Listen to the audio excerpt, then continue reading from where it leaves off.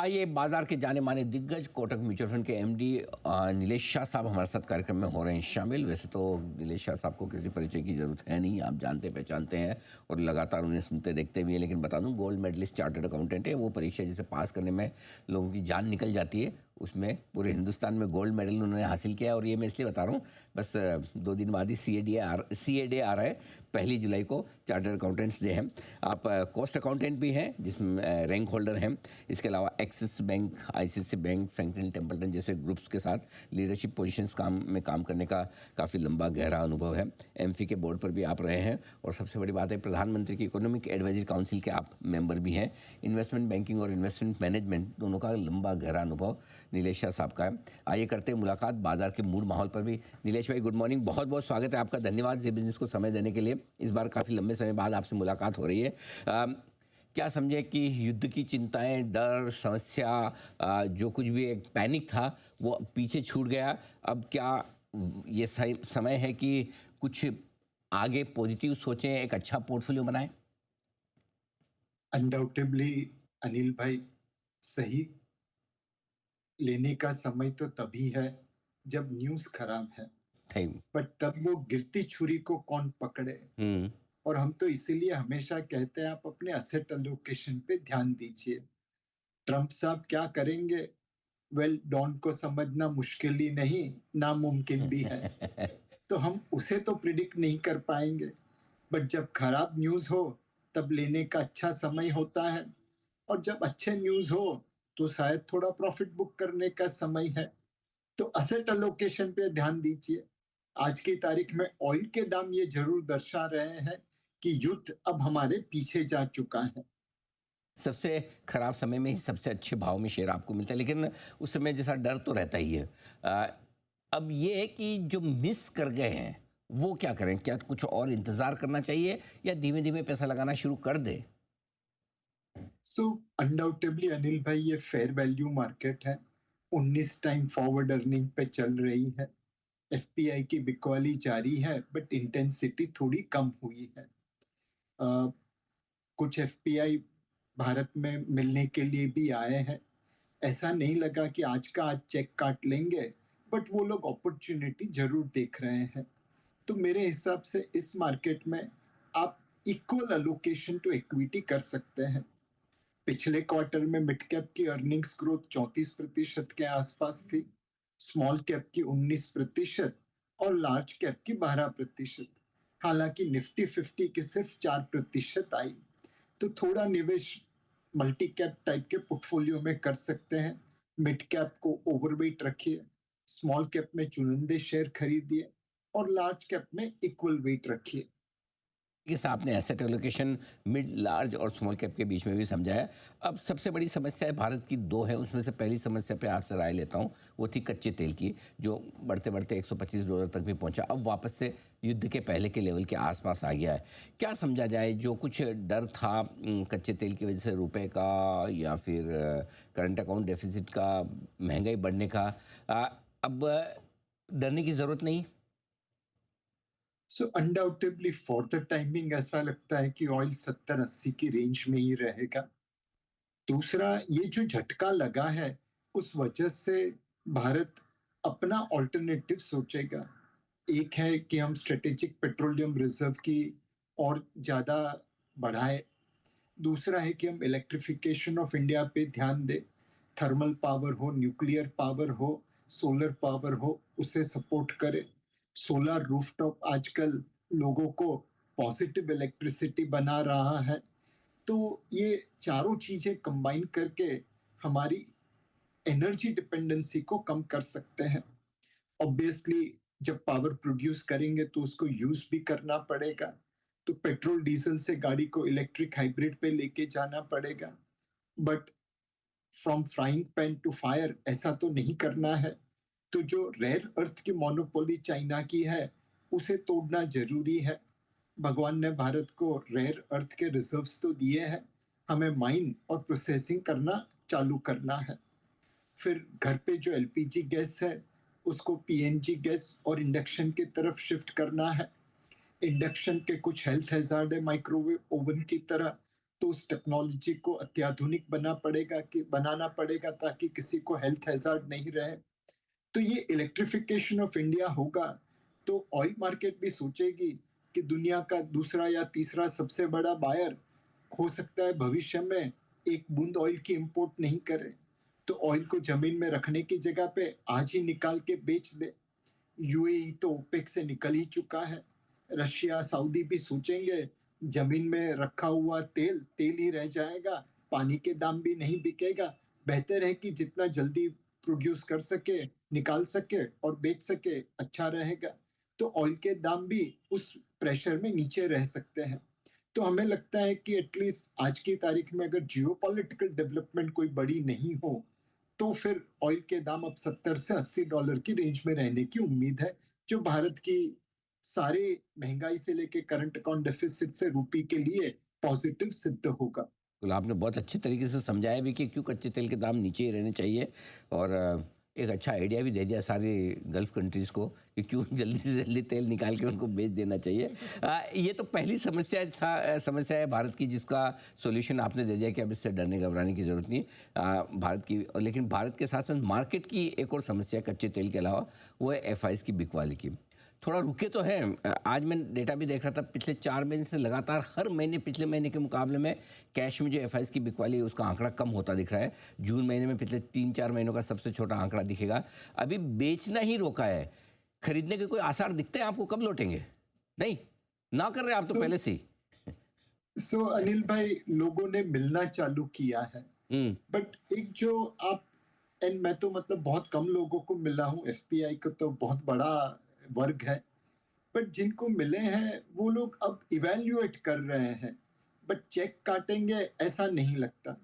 But Anil भाई, ये FPI के मामले को फाइव ब्लाइंड मैन एलिफेंट को ढूंढ रहे हैं, समझ रहे हैं उसके जैसा है। एक हमें ये मालूम नहीं है कि एफपीआई सेलिंग में पिछले 5 साल की $62 बिलियन की, उसमें हाई फ्रीक्वेंसी ट्रेडर ने कितना प्रॉफिट बुक करके पैसा निकाला है और कितना लॉन्ग ओनली फंड ने बेचा है। अनडाउटेबली लॉन्ग ओनली फंड की बिकवाली हुई है, बट रेशो क्या है?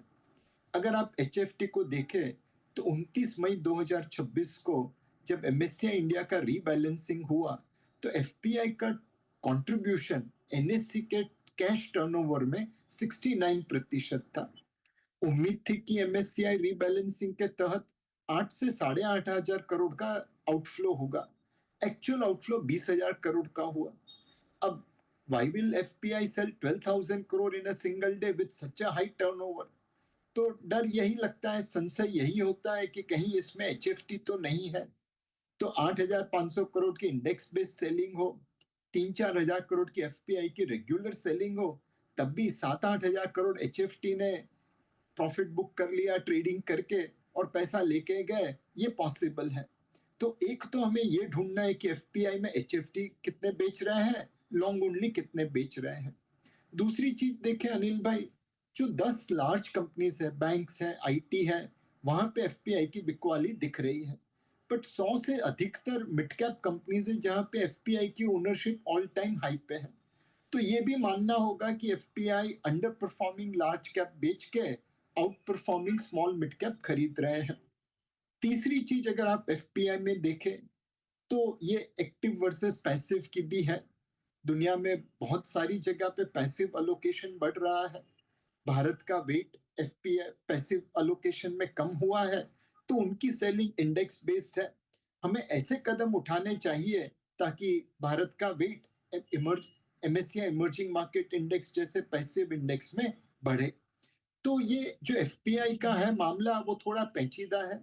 HFT versus long only, active versus passive, large cap versus small and mid cap. And finally एक चीज अनिल भाई, पिछले 5 सालों में एफपीआई की सेलिंग है, बट आज तक एक ऐसा आईपीओ हमने नहीं देखा जहां पे हम खरीदना चाहते हैं और एफपीआई ने बीडिंग नहीं की हो। इनफैक्ट वो हमसे ज्यादा माल उठा के लेके जाते हैं। तो ये एफपीआई की सेलिंग एक पेचीदा मामला है, उसके अलग अलग पहलू है। है भी ये कि ज़रूरी नहीं कि जो वाकई में निवेश करने वाले फंड से वही बेच रहे हो सकता है हाई फ्रिक्वेंसी ट्रेड करने वाले फंड से, हेज फंड से, उनकी बिकवाली ज़्यादा हो और वो तो मौके का फ़ायदा उठाते हैं जब भी जैसा भी हो। एक चीज़ और है, मौके का फ़ायदा प्रोमोटर्स भी बहुत उठा रहे हैं। थोड़ा-सा मार्केट बढ़ता नहीं कि ब्लॉक डील्स की, आईपीओ की, क्यूआईपी की, ऑफर फॉर सेल की भरमार आ जाती है। कोशिश भी करें मार्केट बढ़ने की तो ब्रेक लगते रहते हैं, रुक-रुक कर चलता है। इसका क्या करें? सो अगेन अनिल जी, अगर आप प्रमोटर्स को देखें तो कुछ प्राइवेट इक्विटी फंड है, उन्होंने रिस्क लेके निवेश किया था, अब फंड की अवधि खत्म होगी तो उन्हें बेचना पड़ेगा। दूसरा, पहले अनिल जी ऐसा भी था कि फैमिली में जो भाई भाई मिलके काम करते थे। अब फैमिली बड़ा होता है तो आपको सेटलमेंट करना पड़ता है, भाई भाई से अलग होता है, बाप बेटे से अलग होता है, तो वो प्रमोटर सेलिंग भी वाजिब है। तीसरा अनिल जी, एक डाइवर्सिफिक साइट के ऊपर था, आप अब दूसरी इंडस्ट्री में जाना चाहते हैं तो उसके लिए भी सेलिंग है। तो अगर जायज कारणों की वजह से सेलिंग हो रही है प्रमोटर की तो वो सही बात है। हाँ, इससे जैसे आपने कहा, सप्लाई बढ़ती है, प्राइस कंट्रोल में रहता है, प्राइस नीचे भी आ सकता है, बट जायज कारणों की वजह से अगर प्रमोटर की सेलिंग है तो सही है। But at the same time pump and dump वाले प्रमोटर से भी ध्यान रखना चाहिए। प्रमोटर को अपनी कंपनी के बारे में सबसे ज्यादा मालूम है, अगर वो बेच रहा है तो दो बार सोच समझ के निवेश करना चाहिए। टैक्स कट हुआ है विदेशी निवेशकों के बॉन्ड इन्वेस्टमेंट पे, और उसके बाद लगभग लगभग 40,000 करोड़ रुपए इस महीने आ गए। दूसरा ये कि अब एफसीएनआर डिपॉजिट भी आने की तैयारी में है, राइट?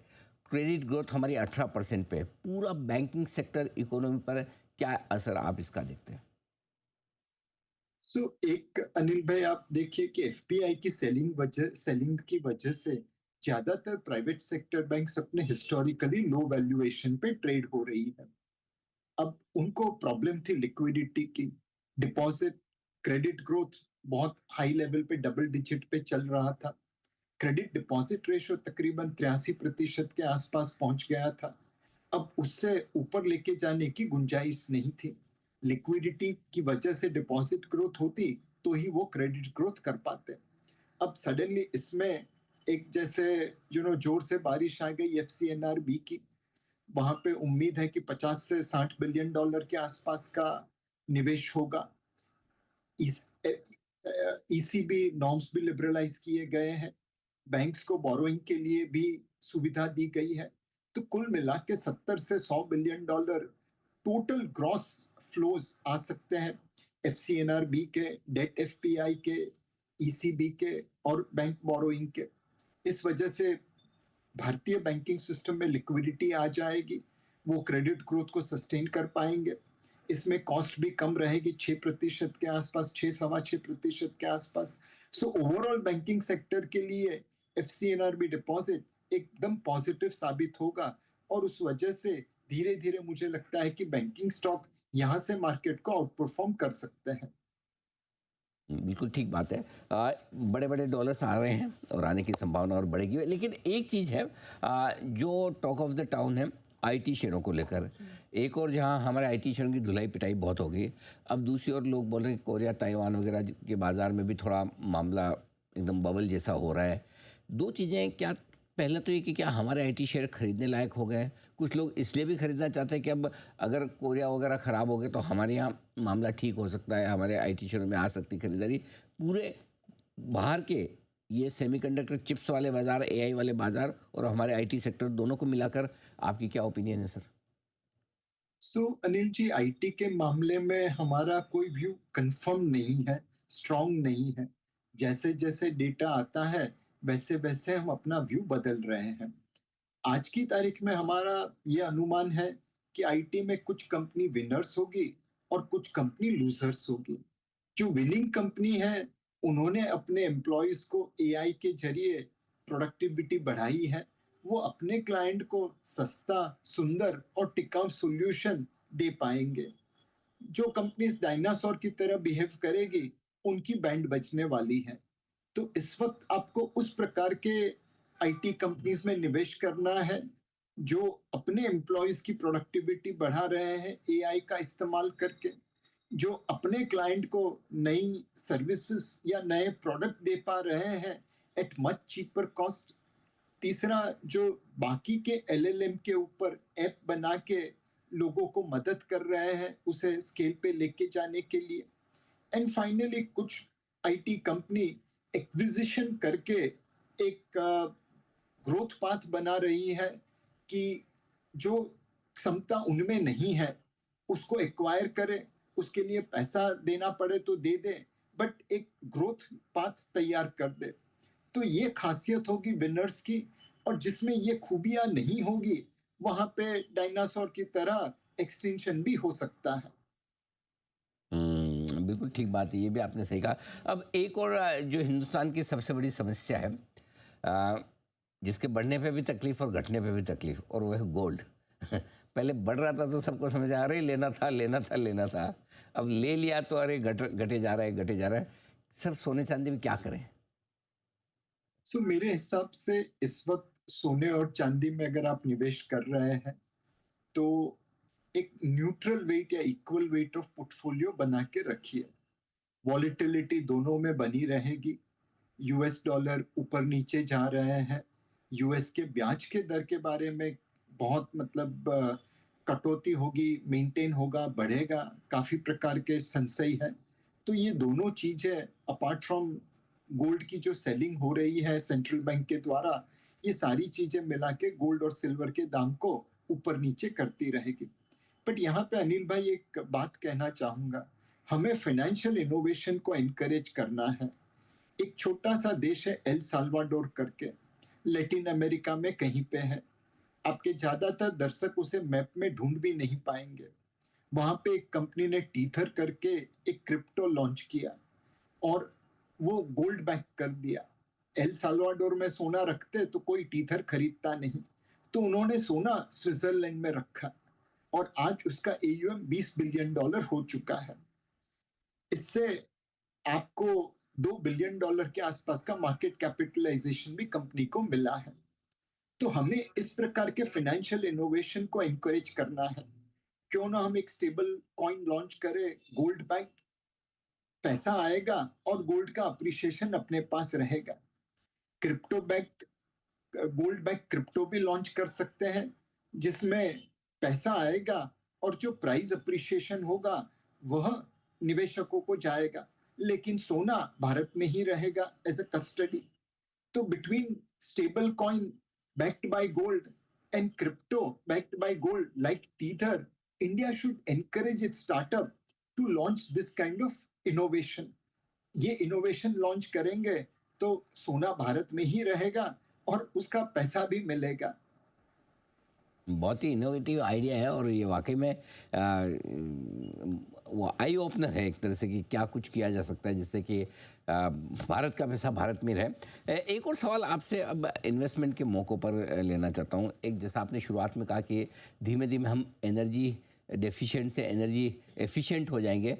क्या आने वाले समय में फिर ऐसे स्टॉक्स या ऐसे सेक्टर्स जो एनर्जी से जुड़े हैं, ऑल्टरनेट एनर्जी से जुड़े हैं, वो निवेश के लायक रहेंगे? सो अनिल जी, इसमें दो चीजें हैं। एक है कि जो हमारी पावर कॉस्ट है वो दुनिया के सामने कहीं ज्यादा है। जो एग्रीकल्चर पावर सब्सिडी है वह इंडस्ट्रियल पावर पे लोड की जाती है। जो नीचे के तबके के लोगों को सब्सिडी मिलती है फ्री फ्री पावर की, वह भी इंडस्ट्रियल और हायर एंड रेसिडेंशियल पावर पे लोड की जाती है। अब उसकी वजह से हमारी मैन्युफैक्चरिंग अनकॉम्पिटिटिव बनती है। अगर आप एनर्जी बढ़ा देंगे प्रोडक्शन के रूप में, लेकिन ये स्ट्रक्चर जो है कि एग्रीकल्चर पावर फ्री रहे और इंडस्ट्रियल पावर उसकी कीमत चुकाता रहे, तो जो एनर्जी कंज्यूमर कंपनी है वो कॉम्पिटिटिव कैसे बनेगी? हमें एनर्जी प्रोड्यूस तो करनी है, लेकिन उसका प्राइसिंग भी मार्केट रिलेटेड करना चाहिए। एग्रीकल्चर पावर की जो सब्सिडी है जो किसानों को देनी जरूरी है, उसे आप बजट में एब्जॉर्ब कर लीजिए और इंडस्ट्रियल पावर को जो एक प्रॉफिटेबल मार्केट डिटरमाइंड प्राइस है उसी दाम पे दीजिए, तब हमारी इंडस्ट्री कॉम्पिटिटिव होगी। नीलेश भाई, बहुत बहुत धन्यवाद आपका, आपने समय दिया, विस्तार से बाजार के डायरेक्शन और सारे बड़े मुद्दों पर अपनी राय हमारे दर्शकों के सामने रखी। बहुत बहुत शुक्रिया आपका। जल्द आपसे फिर मुलाकात होगी। आज के लिए धन्यवाद।